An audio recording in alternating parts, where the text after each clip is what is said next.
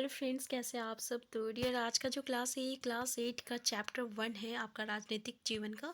और ये चैप्टर हमारा भारतीय संविधान है। ठीक है, तो चलिए आज का क्लास जो है हम लोग स्टार्ट करते हैं भारतीय संविधान पे।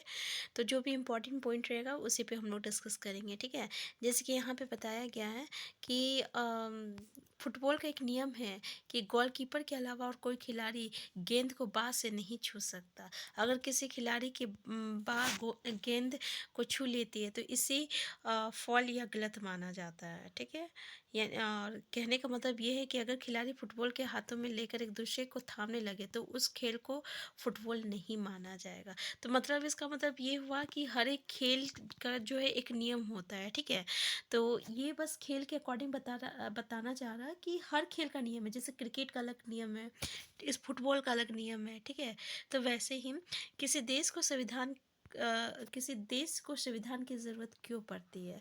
तो 1934 में भारतीय राष्ट्रीय कांग्रेस ने संविधान सभा के गठन की मांग को पहली बार अपने अधिकृत नीति में शामिल किया। केवल भारतीयों को लेकर बनने वाली एक स्वतंत्र संविधान सभा की मांग की।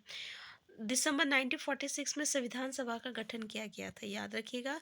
और दिसंबर 1946 से लेकर दिसंबर 1949 के बीच में संविधान सभा ने स्वतंत्र भारत के लिए नए संविधान का एक प्रारूप तैयार किया था। कितना वक्त लगा था ये पूछा जाता है। तो दिसंबर 1946 से लेकर नवंबर 1949 तक। ठीक है, तो 50 साल की अंग्रेजी हुकूमत के बाद भारतीयों को आखिरकार क्या हुआ, अपना जो है एक संविधान मिल गया था।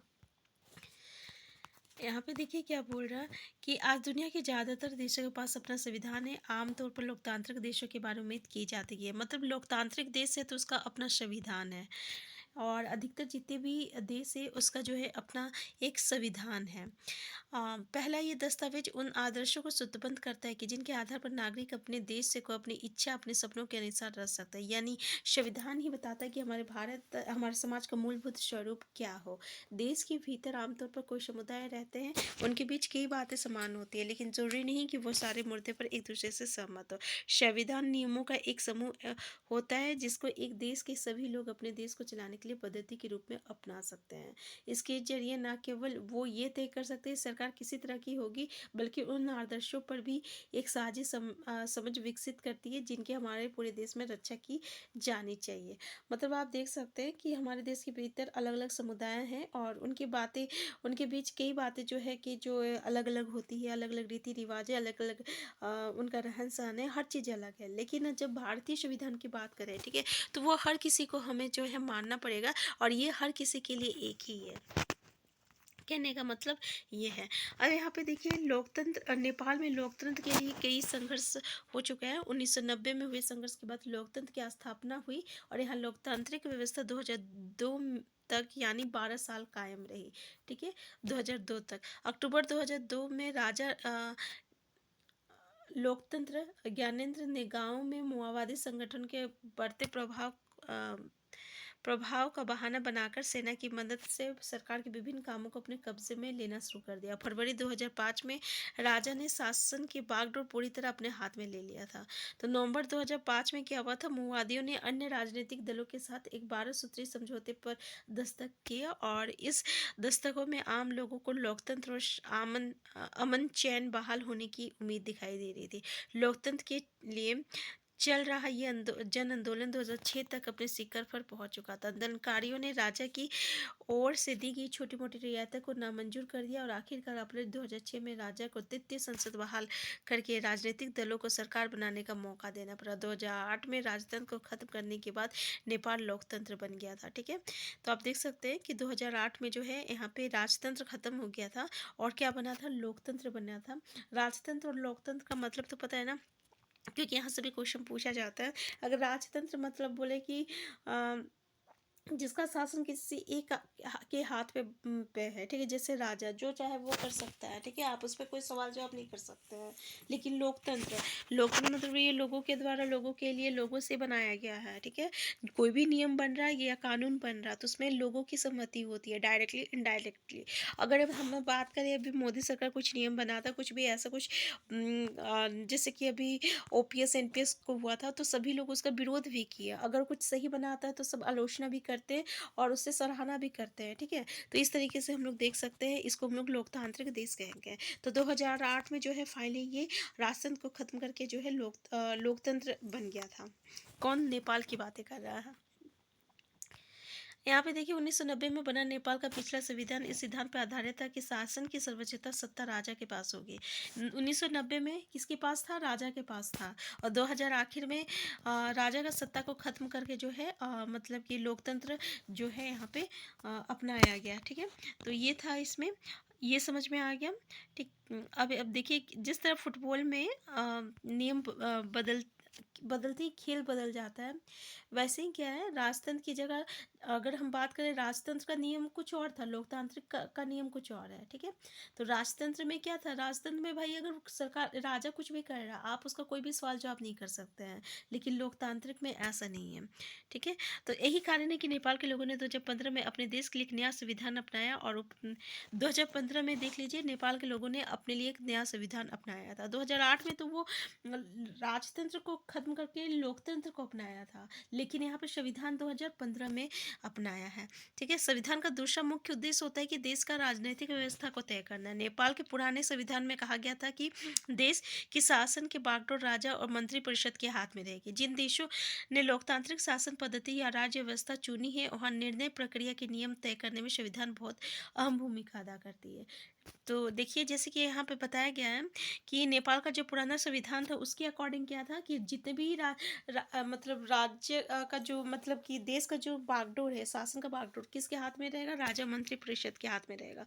लेकिन अगर हम लोग लोकतांत्रिक शासन पद्धति को अपनाया जाता है तो यहाँ पर निर्णय प्रक्रिया जो रहता है इस संविधान के तहत आ जाता है। तो लोकतंत्र में हम अपने नेता खुद चुनते हैं, ये तो आपको पता होगा। जैसे कि अभी 5-5 साल में जो वोटिंग होती है, ठीक है, वो क्यों है? ताकि अपना सरकार खुद चुने, ठीक है। अगर आपका कोई विधायक अच्छी तरीके से काम नहीं कर रहा, आपकी बातें नहीं सुन रहा, तो आप अपना विधायक को चेंज करते हो ना, ठीक है। इसी तरीके से जो है हम लोग नरेंद्र मोदी को भी मतलब नरेंद्र मोदी बार बार बोल रहे हैं, सॉरी। इस तरीके से हम लोग पीएम को और सीएम को भी चेंज करते हैं, ठीक है। तो इस तरीके से जो है हम लोग लोगों के द्वारा जो है लोकतांत्रिक देश में सरकार बनाया जाता है। तो लोकतांत्रिक समाज में प्राय संविधान ही ऐसे नियम तय करता है जिनके द्वारा राजनेताओं के हाथों सत्ता के इस दुरुपयोग को रोका जा सकता है। भारतीय ऐसे बहुत सारे कानून मौलिक अधिकारों वाले खंड है। अब आपको तो पता होगा भाई, कोई नेता है तो ऐसा नहीं कि वो कुछ भी कर सकता है, ठीक है। अगर वो भी कुछ करेगा तो उसे भी जो है संविधान के तहत जो भी उसके लिए मतलब कि संविधान सबके लिए एक है। अगर वो कोई गरीब हो या मतलब कोई राजा हो या मतलब कि कोई नेता हो या कोई आम व्यक्ति हो, तो सबके लिए एक है।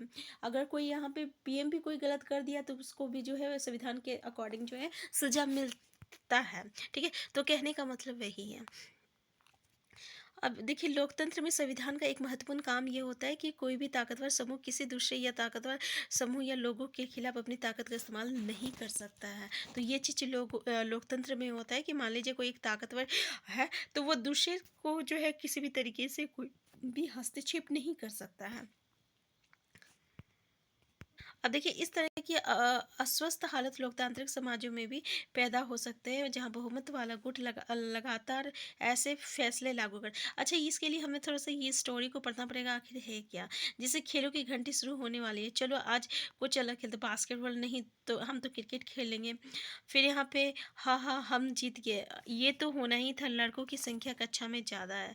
हमें सदा वही करना पड़ता है जो लड़के चाहते हैं क्योंकि उनकी संख्या कक्षा में ज़्यादा होता है। मैडम को फैसला लेने का कोई और तरीका सोचना चाहिए ताकि हमारी इच्छा भी गौर किया जा सकता है। मतलब आप समझ में आ गया कि जहाँ पे ज़्यादा लोग होता है तो उनकी बातें जो है माना जाता है, जहाँ पे कम लोग होता है उन्हें नज़रअंदाज कर देता है। और इसी से ये चीज़ होता है अल्पसंख्यक। अल्पसंख्यक मतलब ऐसे हमारे समाज में ऐसे कुछ समूह हैं जिनकी जो संख्या है बहुत ही कम है, उसको हम लोग अल्पसंख्यक कहते हैं, ठीक है।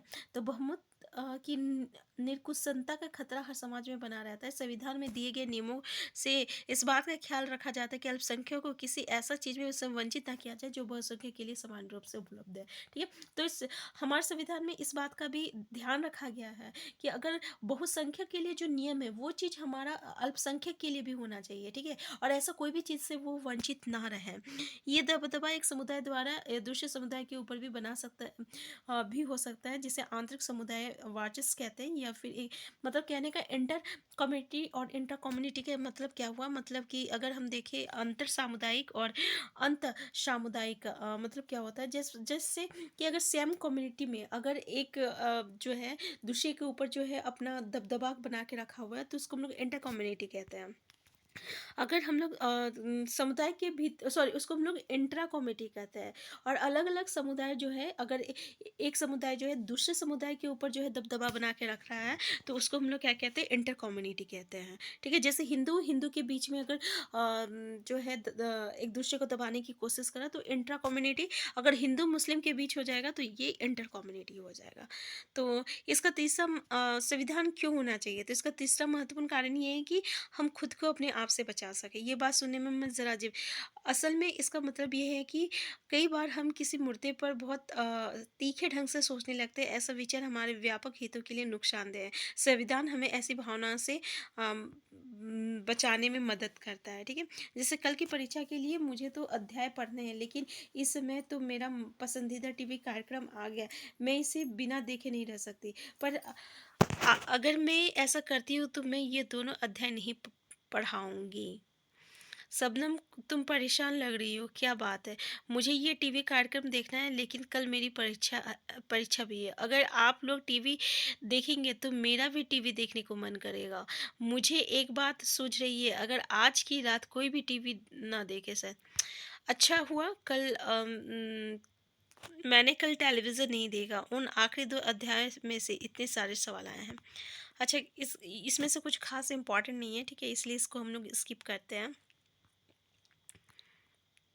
भारतीय संविधान मुख्य फ्रेंड्स, आज की क्लास हम यहीं तक रखते हैं, क्योंकि फिर वीडियो बहुत बड़ा हो जाता है। हम जो भी पढ़ेंगे थोड़ा सा अच्छे से समझ के पढ़ेंगे, ठीक है? तो हमें अब इतना तो समझ में आ गया, इसमें कुछ खास इंपॉर्टेंट नहीं था। जो भी बातें था वो हम लोग डिस्कस कर चुके हैं, तो इससे आगे जो है हम लोग नेक्स्ट क्लास में डिस्कस करेंगे। तो देखिए, क्लास 6 to 8 की जो आपका ये चैप्टर सिविक्स का जो होता है ना, बस एक बार अगर आप पढ़ लीजिएगा ना, तो अच्छे तरीके से समझ जाइएगा। तो हम फिर मिलते हैं नेक्स्ट क्लास में। चैनल में नए हैं, चैनल को सब्सक्राइब कर लीजिएगा। Thank you.